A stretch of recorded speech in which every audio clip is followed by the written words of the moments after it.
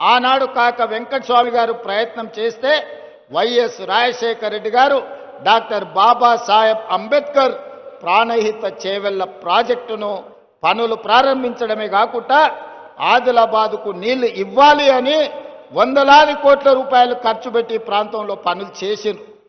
కానీ తెలంగాణ రాష్ట్రం వస్తే ఈ ప్రాజెక్టులు వేగంగా పనులు అవుతాయి, మీకు నీళ్లు వస్తాయని మేము అనుకున్నాం. పాపం ఒక పెద్దాయన రూపంలో మీకు దయ్యమై పట్టిండు, మీ ప్రాజెక్టును కాలగర్భంలో కలిపిండు. ఆయన ఉద్దేశం ఏందో దురుద్దేశం ఏందో నాకు తెలియదు. పేరు మార్చిండు, ఊరు మార్చిండు, అంచనాలు మార్చిండు. పేరు కాళేశ్వరమైంది, ఊరు ఇంకెక్కడికో పోయింది. అంచనాలు 1,50,000 కోట్లయినాయి.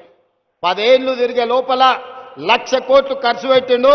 కాళేశ్వరం కడితే 3 ఏళ్లలోనే కూలేశ్వరం అయిపోయి కూలిపోయి